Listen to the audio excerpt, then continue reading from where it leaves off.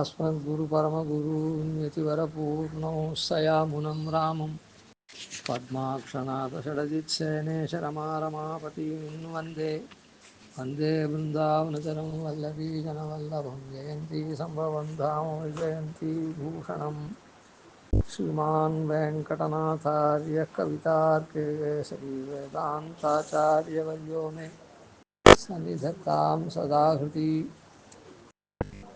நாம் பிரபத்திக்கு அப்புறம் இருக்கக்கூடிய உத்தர காலத்தில் பண்ணக்கூடிய உத்தர கிருத்தியம் செய்ய வேண்டிய காரியத்தை சொல்ல போகிறார். அதில் முதல் படியாக என்ன சாய்க்கிறார்னா, நம்முடைய ஸ்வரூபானுரூபமாக நமக்கு தகுந்த வகையில் நல்லபடியாக காலக்ஷேபத்தை நாம் நடத்தணும், காலத்தை போக்கணும். அதனால் அந்த காலத்தை எப்படி போக்குறதுன்னா, எம்பெருமானே வாசித்தும் கேட்டும் வணங்கி வழிபட்டும் ஆரம்பித்து அப்படியே படிப்படியாக எப்படியெல்லாம் எம்பெருமானோடு நாம் தொடர்பு வச்சுக்கணும், எம்பெருமானை எப்படி ஸ்தோத்திரம் பண்ணணும்னு சொல்லச்சு, இருளிரியா ஊனேறு செல்வத்து நீணாகம் சுற்றி அப்படின்ற திருமொழியில் சொன்ன படிக்கும் அப்படின்னு சாய்க்கிறார். அந்த வகையில் இருளிரியா அப்படின்ற இந்த பெருமாள் திருமொழியுடைய முதல் தசகத்தில் இருளிரியா வாயோர் ஈரஞ்சூறு எம்மாண்டின் அப்படின்ற 3 பாசனம் இது பண்ணோம். இன்னைக்கு மேல் பாசனம் 4வது பாசனத்தில் என்ன சாதிக்கப்பட்டிருக்கு அப்படின்ட்டு, மாவினவாய் பிளந்துகந்த மாலை வேலை வண்ணனை என் கண்ணனை வன் குன்னமேந்தி ஆவினையன்றுய கொண்ட ஆயரேற்றை அமரர்கள் தம் தலைவனை அந்தமிழ் இன்பப்பாவினை அவ்வடமொழியை பற்றத்தாறுகள் பயிலரங்கத் தரவணையில் பள்ளி கொள்ளும் கோவினை உறவழித்து எந்தன் கைகள் கொய்மலர் தூய் எண்ணுகளோ குப்பு நாளே அப்படின்னு இந்த பாசுரத்தில் சொல்கிறார். இப்படி இருக்கக்கூடிய எம்பெருமான கோவினை சுவாமியை உறவழித்து, நாக்கெல்லாம் தழும்பேறும்படியா, அதாவது நிறைய சொல்றதுன்னு அர்த்தம். என் தன் கைகள், அதாவது எம்பெருமான ஸ்தோத்திரமும் பண்ணணும்னா நாத்தழும்ப நான்முகனும் ஈசனுமாய் முறையாலேத்தன்னு எம்பெருமான நன்னா நாலு தடிக்கும்படியா அப்படி ஸ்தோத்திரம் பண்ணணும். அது ஸ்தோத்திரம் பண்ணுறது மாத்திரம் இல்லை, கையினாலே கூப்பணும். அந்த கை கூப்பச்சே கூட எப்படி வெறும் கையை கூப்புறது இல்லை, அந்த எம்பெருமானுக்கு புஷ்பத்தை தூவி அப்படி கை கூப்பணும். அதான் தூயோமாய் வந்து நாம் தூமலர் தூவி தொழுது வாயினால் பாடின்னு சொன்னாலும் இல்லை. அதனால் அந்த வாயினால் பாடுறது எப்படி இருக்கணும், நாத்தழும்ப உற கோவினை உறவழித்து, அப்புறம் எந்தன் கைகள் தூமலர் தூவி தொழுது. அதனால் தூமலர் தூவணும். கொய்மலர் தூய், கொய்மலரை தூவி எண்ணுகளோ கூப்புனாலே எண்ணிக்கையின மாதிரி கூப்பப்படும் அப்படின்னு பாரிக்கிறார். அந்த நாள் என்னைக்கு எனக்கு கிடைக்க போகிறது வரப்போகிறது அப்படின்னு. இந்த இடத்துல இன்னொன்று இருக்குது, கொய்மலர் தூய். எந்த புஷ்பத்தை தூவணும்னு சொன்னால், நாமே பறித்த புஷ்பத்தை தூவணும். கடையில் கொடுத்து வாங்குகிற புஷ்பம் அதமும். உத்தமமான புஷ்பம் எது, பல தடவை இதை சொல்லியிருக்கோம். ஆனால் அதில் அவ்வளோ விஷயம் இருக்குது, அது பல தடவையும் வருது பாருங்கள். அதனால் சுவார்ஜிதம் உத்தமம் புஷ்பம். மத்தியமமாக இருக்குது பொது இடத்துலேருந்து கொண்டு வருது. விலைக்கு வாங்கிறது அதமம். யாச்சிக்கிறது, உங்கள் காலத்தில் நிறைய பூ இருக்குது, எங்கள் பெருமாளுக்கு நான் எடுத்துன்னு போகிறேன் அப்படின்றது அதமம். மட்டத்துலேயும் மட்டம். அதனால் கொய்மலர் நாமே பறிக்கணும் புஷ்பத்தை. அதாவது நாம் எங்கே பறிப்போம், நம்முடைய இடத்துல பறிப்போம். அப்புறம் யாச்சிக்கிற இடத்துல கூட நாமே பறிப்போம், நானே பறிச்சுன்னு போகிறேன் உங்கள் காலத்துலேருந்துன்னு. அது இல்லை, அப்படி இல்லை. அதனால் கொய்மலர் தூய், நம்ம கையாலேயே பறித்து சமர்ப்பித்து தூவணும். அப்படி அனமாரி நாள் எப்போ வாய்க்க போகிறது அப்படின்னு இது பண்ணுறார். இப்போது முதல் பாசுரத்தில் என்ன பண்ணார், நித்தியசூரிகள் எப்படி தங்களுடைய திருமேனிகளாலும் தங்களுடைய செய்கைகளாலும் எப்படி பண்ணுறான்றத அனந்தன் மூலமாக காட்டப்பட்டது. முதல் பாட்டில் அனந்தன் தன்னுடைய திருமேனியை கொண்டு என்ன பண்ணுறான், இருளிரியா அப்படின்லாம் சொன்னார். அதனால் எண்ணுகளோ கண்குளிர காணு நாளேன்னு என்னைக்கு காண போகிறேன்னு சொன்னார். ரெண்டாவது பாசுரத்தில் நித்திய சூரியர்கள்லாம் செய்கிறா, அது ஸ்தோத்திரமெல்லாம் பண்ணுறா எம்பெருமானே. அதனால் வாயோர் ஈரஞ்சூறு துதங்களார்ந்தா அப்படின்னு சொன்னார். அப்படிப்பட்ட எம்பெருமான நானும் எண்ணுகளோ வாழ்த்துனாளே, வாயார எண்ணுகளோ வாழ்த்துனாளேன்னு. அந்த ரெண்டு பாட்டில் நித்திய சூரிகளினுடைய திருவுருவம் என்ன, அவளுடைய செய்யக்கூடிய கைங்கரியம் என்ன, அது மூலமாக நமக்கு அந்த எம்பெருமானுடைய இடத்துல நாம் எப்படி இருக்கணும் அப்படின்றத, எப்படியான தன்மை பெறுவோம் அப்படின்றத காண்பிச்சு இங்கே அர்ச்சாவதாரத்தில் அதுக்கு தகுந்த நிலைமை என்னைக்கு வரும், கண்ணார கண்டு வாயார ஸ்தோத்திரம் பண்ணுவோம் ரெண்டு பாட்டில் சொன்னார். மூணாவது பாசுரத்தில், இதுக்கு முன் பாசுரத்தில் எம்பெருமான் இந்த லீலா விபூத்தியை சிருஷ்டிக்கிறான். அதை சிருஷ்டி காலத்தில் சிருஷ்டிக்கிறதுக்காக முதல்ல பிரம்மாவை படைக்கிறான். அந்த பிரம்மா எத்தன்மையனா இருந்து எம்பெருமான ஸ்தோத்திரம் பண்ணுறான். அவனுடைய பெருமை என்ன, அவன் எப்படி ஸ்தோத்திரம் பண்ணுறான் அப்படின்னு அவனுக்கு 4 முகமானத்தினால 4 வாய்களை கொண்டு ஸ்தோத்திரம் பண்ணுறான். அந்த 4 வேதங்களை கொண்டு, அந்த 4 வேதங்கள் 2 வகையாக இருக்கிறதுனால 2 ஒவ்வொரு வகையாக இருக்கிறதுனால 2 முகமும் கொண்டுன்னு சொன்னார். அந்த எம்பெருமான் சர்வதா எல்லா இடத்துலையும் சிருஷ்டி பண்ணுறதுனால, எல்லா இடத்துலையும் பெருமாள் உறைஞ்சி இருக்கிறதுனால அந்தராத்மாவா அதை கண்ணார காண்றான். அதனால் எம்மாடும் எழில் கண்கள் எட்டினோடும் அப்படின்னு சொல்ல, அந்த எம்பெருமானை அவன் அப்படிலாம் சேவிக்கிறான் அப்படின்னு சொல்லிது. அப்படி நம்ம படைக்கிறான எம்பெருமான் எதுக்காக படைக்கிறான், இந்த சம்சார மண்டலத்திலேருந்து லீலா விபூதியை தாண்டி நித்திய விபூதிக்கு நாமெல்லாம் போகணும்னு படைக்கிறான். அந்த பிரம்மாவை எங்கே படைக்கிறான், தன்னுடைய திருமேனியில் கொப்பூழ் நாபியில் படைக்கிறான். நாபியில் பிரம்மாவை படைக்கிறதுக்கு முன்ன நம்முடைய செய்கையெல்லாம் வாசமாக இருக்கணும், வாசனையாக இருக்கணும் அப்படின்றதுக்காக தாமரை மலர் மேலே பிரம்மாவை படைக்கிறான். அதனாலே அந்த எம்பெருமான் எப்படி இருக்கான், அம்மான் தன் மலர் கமலம் கொப்பூழ் தோன்ன. அந்த நாபி கமலம் என்ன, அந்த கமலத்தோடைய கொப்பூழ் திருநாபி என்ன, அது சேவை சாதிக்கும்படியா. எதனால் அது சேவை சாதிக்கும்படியா அவன் சேவை சாதிக்கிறான், படுத்துட்டு இருக்கான் அப்படின்னு சொன்னால், அரங்கத்தரவணையில் நாம் இதை பார்த்து நம்ம சிருஷ்டிச்சிருக்கா. அந்த சிருஷ்டித்த தாமரை மலர் போல் நாம் வாசிக்கணும். தாமரை மலர் அந்த இதில் அழுந்தாது, சேற்றில் செந்தாமரை முளைச்சாலும் அது சேரில் அழுந்தாது, மேலேயே தான் மிதக்கும். அதை போல் நாமும் இந்த வன் சேற்று அள்ளல் பொய் நிலத்தேன்னு இந்த வன் சேராக இருக்கக்கூடிய இந்த சம்சாரத்தில் நாம் பிறவி எடுத்தால் கூட நாம் என்ன பண்ணணும், தாமரை மலர் போல் வாசித்து மேலே அழுந்தாத, இந்த சம்சாரத்தில் அழுந்தாத மேலே தாமரை மலர் போல் வாசிக்கணும். அவனுடைய திருவடி கை எல்லாம் கமலம் போல் இருக்குதே, ஆனால் மாதிரியாக நாமும் அவன் திருவடி வாரத்தில் கைங்கரியத்துக்கு போகணுன்றதை காண்பிக்கிறதுனால அப்படிப்பட்ட எம்பெருமானுக்கு அம்மான் தன் அடியினைக்கு அலர்களிட்டு அங்கடியவரோடு. அதனால் அந்த எம்பெருமானுக்கு நாம் மலரை சமர்ப்பிக்கணும்.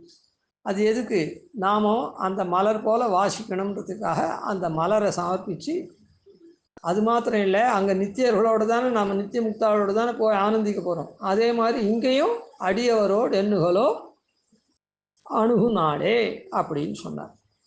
இப்போ இந்த பாசுரத்தில் என்ன சொல்கிறார் அப்படின்னு சொன்னால், இப்படி சிருஷ்டித்த பிரம்மாவை கொண்டு சிருஷ்டித்தானே, நம்முடைய இடர்லாம் களையக்கூடியவனாயும், நமக்கு துன்பத்தை போதான் இடரை களையிறது மாத்திரமில்லை, நமக்கு சிரமத்தை போக்கி நன்மை பயக்கக்கூடியவனாயும் நம்ம காப்பாற்றக்கூடியவனாகவும் எம்பெருமான் இருக்கான் அப்படின்னு சொல்லி, அப்படிப்பட்ட எம்பெருமானை இங்கே நாம் நாத்தடிக்க இந்த மாதிரி உபகாரம் பண்ணுறானே, நம்முடைய இடர்கள்லாம் போக்கடிக்கிறான். இடர்களை போக்கடிக்கிறது மாத்திரம் இல்லை, நம்முடைய சிரமகரமாக நம்ம நல்லபடியாக வச்சுருக்கான். அதுக்கப்புறம் நம்ம காக்கவும் செய்கிறான். இப்படிப்பட்ட எம்பெருமானை நாம் நாவுனால ஸ்தோத்திரம் பண்ணி, புஷ்பத்தை தூவி, நாமே பறித்த புஷ்பத்தை தூவி, சுவார்ஜிதமான புஷ்பத்தை தூவி அவனை கை கூப்புறது என்னைக்கு அப்படின்றத பிரார்த்திக்கிறார். எம்பெருமான் என்ன பண்ணுறான், என்ன உபகாரம் பண்ணுறான் அப்படின்னு சொன்னால், மாவினவாய் பிளந்துகந்த மாலை. மா அப்படின்னா குதிரை. அந்த குதிரைன்ற கேசியை வாய் பிளந்து உகந்த மாலை. அந்த கேசியாகிற குதிரை கண்ணனை அழிக்க வந்தது. ஆயர்கள் பசுக்கள்லாம் மேய்ஞ்சின்னு இருக்க சமயத்தில் எல்லாருக்கும் இடர் பண்ணி அழிக்கிறதுக்காக வந்த குதிரை. அந்த குதிரையை மாவினை வாய் பிளந்துகந்த மாலை, அந்த வாயில் எம்பெருமான் கையை விட்டு அதை ரெண்டாக கிழிச்சு போட்டான். மாவினவாய் பிளந்து உகந்த, அதனால சந்தோஷம்.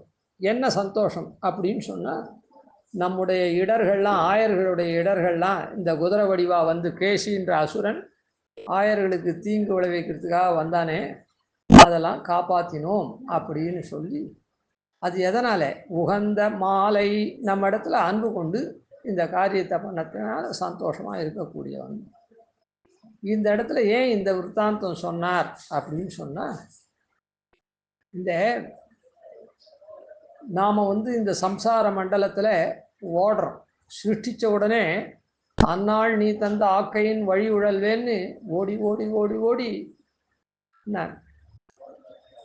நாம் காப்பாற்றிக்கணும் அப்படின்றதுக்காக என்னென்னமோ செய்யலாம் பண்ணுறோம். இந்த சம்சார மண்டலத்தில் ஓடுறமே, இந்த ஓட்டத்தை கணக்கு பண்ணுறது எது ஓட்டத்துக்குன்னா, இப்போது எல்லா இதுலேயும் மெஷின்லாம் கூட ஓட்டத்தினுடைய தன்மையை அளக்கிறதுக்கு ஹார்ஸ் பவர்னு தான் சொல்லுவாள், அந்த குதிரையினுடைய ஓட்டத்தை. அதனால் நாம் ஓடுறோமே சம்சார மண்டலத்தில், நம்ம காத்துக்கிறதுக்காக நாமே நம்ம காத்துக்கணும் அப்படின்னுட்டு, நிஷ்பானியே நிராலம்பே நிஷாயே நிருபாஷேன்னு, தாகம் தண்ணி இல்லை தாகத்துக்கு, அப்புறம் நெருப்பு மாதிரி கொதிக்கிறது, ஆலம்பனம் ஒன்றும் இல்லை, நிழல் இல்லை, அப்படியானா கூட நாம் இந்த சம்சார மண்டலத்தை ஓடு ஓடு ஓடு ஓடுறோம். அதனால் அது எப்படி ஓடுறோம்னா, இந்த குதிரையை போல் ஓடுறோம். இதுதான் ஓட்டத்துக்கு குதிரை வேகம்தான் கணக்கு, ஹார்ஸ் பவர்னு சொன்னேன். அதனால் அந்த நம்முடைய இந்த சம்சார மண்டலத்தில் இத்தனை நாளாக ஓடினமே, அதை தடுக்கிறான். அதை காண்பிக்கிறதுக்காக தான் தடுத்து நம்ம ஆட்கொள்கிறோம். அதை காண்பிக்கிறதுக்காக தான் மாவினை வாய் பிளந்து அப்படின்னு சொல்லுது. இந்த கேசின்ற குதிரையை பிளந்தவன் அதான். அது எப்படி பண்ணுறான், உகந்து பிளக்கிறான். ஏன்னா நம்முடைய ஓட்டத்தை, இந்த சம்சாரத்தில் ஓடுறத அப்படியே அவன் ரொம்ப சந்தோஷமாக தடுக்கிறான். என்னைக்கு இவன் இது பண்ணிட்டான், இவனை நாம நம்ம இடத்துக்கு அழைச்சிக்கணும் அப்படின்னு இந்த சம்சார ஓட்டத்தை தடுக்கிறான், நம்ம இடத்துல அன்பு வச்சவனா. அதனால் இந்த விற்த்தாந்தம் இங்கே சொல்லப்பட்டது. மாவினவாய் பிளந்துகந்த மாலை. அதுக்கப்புறம் வேலை வண்ணனை. வேலை வண்ணன், வேலைன்னா கடல், கடல் போன்ற, வண்ணன்னா நிறத்தை உடையவன், சுபாவத்தை உடையவன், எப்படி வேணால் சொல்லலாம். நிறத்தை உடையவன்னா நமக்கு நம்முடைய சிரமங்கள்லாம் போகும்படியாக இளைப்பாறக்கூடியவன், இழைப்பு தரக்கூடியவனாக இருக்கான்னு அர்த்தம். சமத்தெல்லாம் போக்கடிக்கக்கூடியவனாக, ஆயாசம் அது இல்லைன்னா அவன் செய்யக்கூடிய காரியம் இருக்குதே, அது கடலை போல் கம்பீரமாக இருக்கும். மற்றவாளால் அவன் செய்யக்கூடியதை அறியவே முடியாது. அவன் செய்து முடித்து அந்த பலனை நாம் நுகர்றதே தான் எம்பெருமான். அது கூட எம்பெருமான் பண்ணானா பண்ணலையான்னு நம்ம போல் சாமானியருக்கு தெரியாது. அப்படி கம்பீரமாக இருக்கக்கூடியவன் வேலை வண்ணனை. அதனால இப்படி இந்த குதிரை ஓட்டம் போல ஓடுறவனை தடுக்கிறது யார்? எம்பெருமான் தான் தடுத்து ஆட்கொள்றான். அது நமக்கு தெரியுமா? தெரியாது. அதனால கம்பீர சுபாவமாக இருக்கான். அது மாத்திரமில்லை, நம்முடைய இந்த சம்சாரத்தை ஓட்டத்தை குறைச்சது மாத்திரம் இல்லை, நம்ம சம்சாரத்துலேருந்து காப்பாற்றுறான். ஏன்னா மேலே மேலே இந்த சம்சாரத்தில் துக்கங்கள் வருஷிச்சுட்டே இருந்தால் கூட அதை தடுக்கிறான். எப்படி? அன்றைக்கு இந்திரன் என்ன பண்ணான்? கர்வம் கொண்டு கல்மழை பொழிந்தான். அந்த கல்மழையே கோவர்தனகிரியை எடுத்து அந்த ஆயர்களையும் ஆணினையும் காத்தான். அதுபோல் இந்த சம்சாரமாகப்பட்டது நம்ம ஓட்டத்தை குறைச்சா கூட அது மேலே மேலே மேலே கல்மழை போல் பொழியுது. அதனால் அவன் என்ன பண்ணுறான்? அந்த ஆயர்களை குன்றெடுத்து காத்தா மாதிரி சலிக்காத நம்ம காக்கணும். அதனால் அந்த விருத்தாந்தத்தை இங்கே சொல்லப்பட்டிருக்கு. ஆவினை அன்றுய கொண்ட ஆயரேற்றை மாவினவாய் பிளந்துகந்த மாலை வேலவண்ணனை என் கண்ணனை வன் குன்னமேந்தி ஆவின அன்னுய கொண்ட ஆயரேற்றை. ஆயர்களுக்கு தலைவனா, அவளோட சஜாத்தியனா பிறந்து அவளுக்கு தலைவனா விளங்குறான். அவளில் சீரியவனா இருக்கான். அமரர் அவன். அப்படி யார் அவன்? இப்படி அமரர்கள் தன் தலைவனை. அங்கே நித்தியசூரிகள்லாம் இருக்காளே, இவனுக்கு ஒப்பா குணாஷ்டக சம்பத்தியோட தர்மபூத்த ஞானம் பூர்ணமாக ஞானவான்களாகவும் குணாஷ்டக சம்பத்தியை உடையவர்களாக இருக்கக்கூடிய நித்தியசூரிகள், தனக்கு ஒக்க இருக்கக்கூடிய நித்தியசூரிகளுக்கு தலைவனாக இருக்கக்கூடியவன். இங்கே அறிவில்லாத ஆயர் குலத்தில் இவன் பிறந்து அந்த ஆயர்களோட கூட சஜாத்தியனாக இருந்தாலும் அவளுக்கு தலைவனாக இருக்கான். அங்கே சுவாபாவிகமாக தன்னோடு ஒக்க சம்சார பந்தமே இல்லாத நித்தியசூரிகளுக்கு தலைவனாக இருக்கான். அப்படிப்பட்டவன் அவன் தான் இங்கே கண்ணனா. அமரர்கள் தன் தலைவனை. இப்படி இருக்கக்கூடியவன் எப்படி இருக்கான் அப்படின்னா, அந்தமிழ் இன்பப்பாவினை. அந்தமிழ் அழகிய தமிழ்னாலே இன்பப்பாவா பாடியிருக்காளே, இனிமையான பாவா எம்பெருமான் திருவாய்மொழி முதலியானதுகள். இன்கவி பாடும் பரமகவிகளால் தன் கவி தான் தன்னை பாடுவியாது அப்படின்னு சொல்றார். என்றைக்கும் என்ன உய்ய கொண்டு போகிய அன்றைக்கன் தன்னை தன்னாக்கி என்னால் தன்னை இன்தமிழ் பாடிய ஈசனை அப்படின்னு சொல்றார். அதனால இன்கவி எது? இன்பப்பாவெல்லாம் முதலாழ்வார்கள்தும் திருமிழி ஆழ்வார்தும் நம்மாழ்வார் பாக்களும் அந்தமிழாலான அழகிய தமிழ்நாளான இன்பப்பாவினை, இன்பத்தை தரக்கூடிய பாடல். இந்த பாடல்கள் மொத்தத்துலேயும் நீ அதை பண்ணு இதை பண்ணு, அதெல்லாம் வேதம்தான் நமக்கு இதை பண்ணு அதை பண்ணு, உண்மையை பேசு, பொய் சொல்லாத, காலையில் எழுந்துரு, வெடிகாலை எழுந்துரு, காலையில் ஸ்நானம் பண்ணு, சந்தி பண்ணு, சாவித்திரி பண்ணு, அதித்தி பூஜனம் பண்ணு அப்படின்லாம் வேதம்தான் ஆயிரம் கர்மாக்களை சொல்கிறது நமக்கு, நம்முடைய நெறிமுறையெல்லாம் சொல்கிறது. இது எப்படி இருக்குது? மொத்தம் ஆரம்பத்துலேருந்து முடிவு வரையில் இன்பந்தான். இன்பப்பாவின் என்ன? எம்பெருமான் நமக்கு எப்படி அருள்றான், எவ்வளோ நீசனுக்கும் எவ்வளோ எம்பெருமான் அருள்றான்.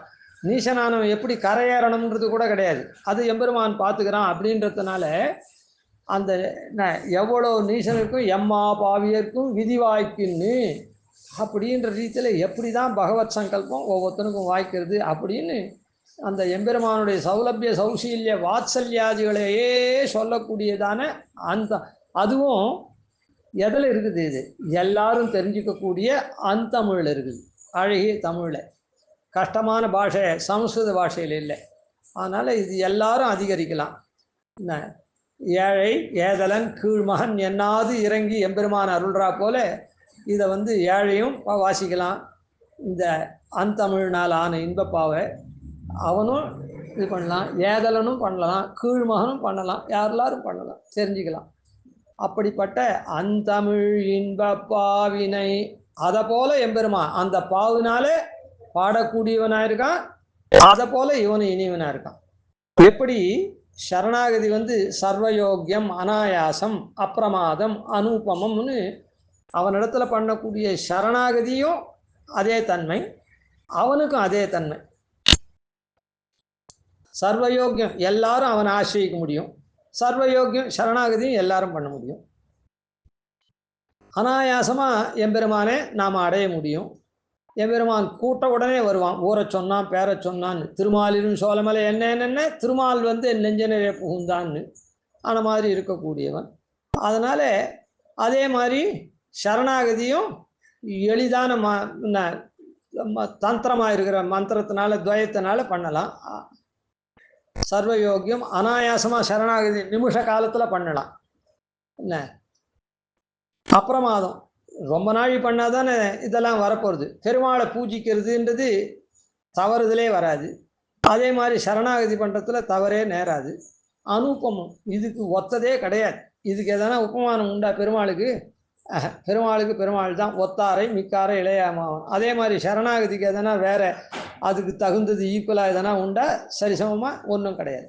ஆன மாதிரி சரண்யனாக இருக்கவனுக்கும் அதே குணம், சரணாகதிக்கும் அதே குணம். அதே போல் அந்தமிழ் இன்பப்பா எப்படி எளிமையாக இருக்குதோ அதனால் பாடப்படக்கூடிய அவனும் அப்படி இன்பமாக இருக்கக்கூடியவன். அந்த இனிய பாட்டை போல் அவன் இருக்கக்கூடியவன். அதனால்தான் கலியன் கூட சொல்கிற, பாட்டினால் என்னை உன் நெஞ்சத்திருந்தமை காட்டினாய். பாட்டு பாடுறதுனால உன்னை நான் பாட்டு பாடுறேன், அதனால் திருமொழி பாடிட்டு வரேன். அதனால் உன்னை என் நெஞ்சத்திருந்தமை காட்டினாய். நீ என்ன பண்ணுற, உன்னை நீ எப்படிப்பட்டவன்னு எனக்கு காமிக்கிற. நான் பாட்டு பாடுறதுனால, உன்னை மெய்மறந்து பாடுறதுனால நீ என் நெஞ்சுள்ள இருக்க அப்படின்றது நீ காமிக்கிற அப்படின்னு சொல்கிற. அதனால் அந்தமிழ் இன்பப்பாவினை, அந்த இன்பப்பாவாக இருக்கக்கூடிய முதலாழ்வார்கள், திருமிசைப்பிரான், நம்மாழ்வார்கள் பாக்களை போல அந்த பாக்களால் ஸ்துதிக்கக்கூடிய நீயும் அப்படி இருக்கக்கூடியவன். எல்லாருக்கும் எளிதாக எல்லாரும் அனுசந்தானம் பண்ணி எல்லாரும் பயன்பெறா மாதிரி, எல்லாரும் ஒன்று அடைஞ்சு பயன்பெறா மாதிரி இருக்கா. அவ்வடமொழியை அவ்வடமொழியை அதான் அந்த வடமொழி. அந்த வடமொழின்னா பிரசித்தி, அது அப்படிப்பட்ட மேன்மையானது. அந்த வடமொழி யார் பண்ண முடியும்? திரைவர்ணிகால் தான் அதிகரிக்க முடியும். அதில் வந்து எல்லா கர்மாக்களையும் எல்லாருக்கும் சொல்லப்பட்டிருக்குது. இவாவா என்னென்ன கர்மான் பண்ணணும் அப்படின்னு, இப்படி இருக்கணும் அப்படி இருக்கணும், வர்ணாசிரம தர்மங்கள்லாம் சொல்லப்பட்டிருக்கு. அதனால் அது எல்லாருக்கும் உய்வுக்குண்டான வழியை சொல்கிறது. அதாவது மோட்சம் போகிறதுக்கு மாத்திரம் இல்லை, இந்த இந்த இங்கேயே வாழணும்னா கூட அவன் என்ன பண்ணணும்? செல்வங்கள் வேணுமா, மழை வேணுமா, புத்திராதிகள் வேணுமா, எல்லாத்துக்கும் சத்ரு ஒழியணுமா, எல்லாத்துக்கும் அது வழி சொல்கிறது. இங்கே நாம இடர்லாம் இல்லாத இந்த லோக வாழ்க்கை வாழணும்னாலும் அதுக்கு விதிக்கிறது. அப்படி பிரசித்தமாக இருக்குது அந்த வடமொழியில் இருக்கக்கூடிய வேதம். வடமொழியை இல்லை சொர்க்காதி லோகங்கள் வேணுமா, அதுக்கும் இருக்குது. இல்லை அப்பவர்க்கம் மோட்சம் வேணுமா, அதுக்கும் இருக்குது அதில். அதனால் அப்படி பிரசித்தியாக எல்லாருக்கும் இந்த திரைகுண்ய விஷயா வேதான்னு 3 குணத்தை உள்ளவர்களுக்கும் அந்த வேதம் வந்து அவளுக்கு வழிகாட்டுறது. அதனால் அப்படி வசத்தியான வேதம், அப்படி பிரசித்தியான வேதம். வடமொழியை அந்த வேதத்தினால ஸ்தோத்திரம் பண்ணக்கூடியவன். அதே போல தன்மையாளனா எம்பெருமான் இருக்கான். சமோகம் சர்வபூதேஷு நமேத்வேஷ்யோஸ்தி ந பிரியா அப்படின்ற ரீதியில் எல்லாருக்கும் யார் யார் என்ன கர்மம் பண்ணுறாளோ அதுபடிக்கு பலன் தரக்கூடியவனா இருக்கான். வடமொழியை, அதனால அந்த வடமொழியை போல இருக்கக்கூடியவன், வடமொழி வேதத்தை போல இருக்கக்கூடியவன். பற்றத்தாறுகள் பயில் அரங்கத்து அரவணையில் பள்ளி கொள்ளும் பற்றற்றார்கள். இப்படி இந்த எம்பெருமான் நம்முடைய இடர்லாம் களைஞ்சி, இந்த சம்சாரத்திலேருந்து களைஞ்சி சம்சாரத்தில் நம்ம காப்பாற்றி, இப்படி பகவத் விஷயமாக இருக்கக்கூடிய திருவாய்மொழி முதலான இன்பப்பாவினாலேயும் அந்த வடமொழியில் பிரசித்தமாக இருக்கக்கூடிய அதனுடைய சாரபூதமாக இருக்கக்கூடிய சூத்திராதிகள் என்ன, பிரம்மசூத்திராதிகள் என்ன, அது மூலமாக நமக்கு நல்வழி காண்பிக்கக்கூடிய நல்வழியில் அழைச்சின்னு போகிறானே, அப்படி இருக்கக்கூடிய எம்பெருமானே யார் பண்ணுறார்? அதாவது உத்தமமான இந்த லோகத்துக்கு இல்லை, பற்றற்றார்கள் பயில் அரங்கம். பற்றற்றார்கள் எம்பெருமானை தவிர, அதாவது பரமாத்மனி யோரக்தா விரக்தா அபரமாத்மனி. பரமாத்மாவனிடத்தில் ஆசை உள்ளவாள் மற்ற எதிலையும் விரக்தி கொள்கிறாள் அப்படின்னு சொல்லப்படுறது. ஆன மாதிரி விஷயாந்தரங்களில் லோக இன்பங்களில் பற்று அற்றவர்கள் இருக்காளே, அத்தர் பத்தர் சுத்தி வாழும் அந்த நீரரங் சிற்ற ஏற்று முற்றில் மூங்கில் மூன்னு தண்டரொன்னினர் அத்தர் பத்தர் சுத்தி வாழும் அந்த நீரரங்கமே அப்படின்னு திருமழியாழ்வாரும் சாதிச்சிருக்கார் இதுக்கு முன்ன.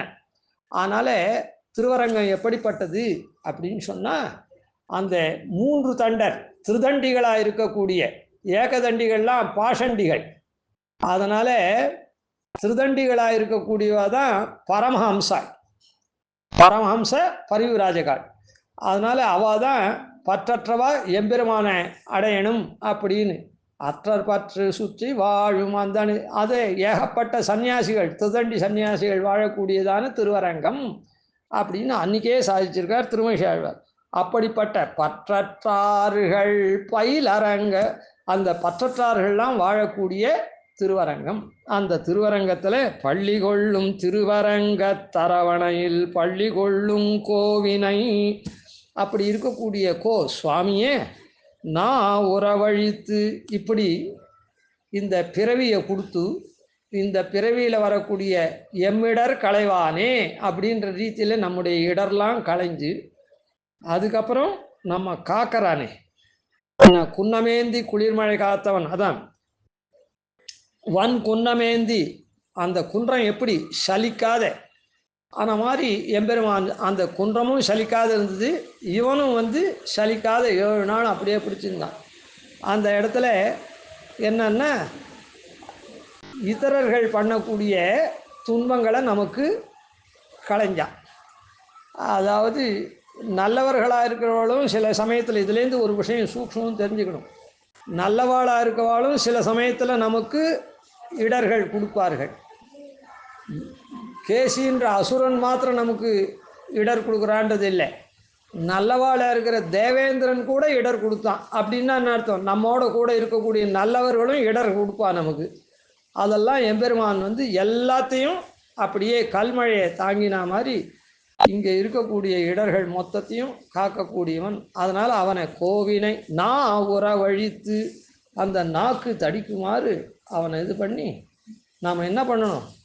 அப்படிப்பட்ட எம்பெருமானுக்கு நம்ம கைகளால் புஷ்பத்தை பறிக்கணும். கைகளால் புஷ்பத்தை பறித்து அந்த கைகளால் நம்ம கைகளால் சமர்ப்பிக்கணும். காரணம் என்னென்னா, எம்பெருமான் தன்னுடைய 2 கையினாலேயும் தான் இந்த வியாபாரத்தை பண்ணிருக்கான். மாவினை வாய் பிளந்தது இருக்குதே, அதுவும் குதிரை வாயில் கையை விட்டு தான் அந்த குதிரையை புகட்டு போட்டான். அதே மாதிரி குன்னமேந்தி குளிர்மழை காத்தானே, அதையும் தன்னுடைய கையினால் தான் காத்தான். அப்படி இந்த கை, அதாவது கர்மேந்திரியத்தில் கை தான் விசேஷம். எப்படி ஞானேந்திரியத்தில் மொத்த இந்திரியத்திலையுமே கண் விசேஷம்னு சொன்னமோ, அதே மாதிரி கர்மேந்திரியத்தில் கை தான் விசேஷம். அதனால்தான் பெருமாள் இந்த இடத்துல ஆழ்வார் சொல்லச்சு, 2மே விரோதி நிரசனத்தையும் காக்கிற விஷயத்தையும் எல்லாத்தையுமே. ஏன்னா அதில் விரோதி நிரசனம் இல்லை, குன்னமேந்தியத்தில் காக்கிறது மாத்திரம்தான். இந்திரனுடைய கர்வத்தை தானாக அவன் அடங்கிட்டான். பெருமாள் இந்திரனை ஒன்றும் தொந்தரவே பண்ணலை. இந்திரன் எவ்வளோ மழை பொழிய முடியுமோ அவ்வளோ மழை பொழிஞ்சான். அவனுக்கே சலிப்பாக எடுத்து விட்டுட்டான். அதுவே தவிர பெருமாள் இந்திரனை ஒன்றும் தொந்தரவே பண்ணலை. அதனால் நம்ம காக்கிறதும் சரி, நம்முடைய விரோதியை நிரசனம் பண்ணுறதும் சரி, கையால் பண்ணத்தினால 2 காரியத்தையும் அதுலேருந்து நாம் என்ன பண்ணணும்? எம்பெருமானுக்கு கையை கூப்பத்தோடு கூட நம்ம கையாலேயே புஷ்பத்தை பறித்து அதை அவன் எம்பெருமானுடைய திருவடியில் தூவி அதுக்கப்புறம் நாம் கையை கூப்பணும். அப்படிப்பட்ட நாள் என்னைக்கு வாய்க்க போகிறது அப்படின்றத இந்த பாசுரத்தில் சாய்க்கிறேன். கோவினை நான் உறவழித்து அந்தன் கைகள் கொய்மலர் தூ எண்ணுகளோ கூப்பு நாளே. மேல் பாசுரம் நாளைக்கு.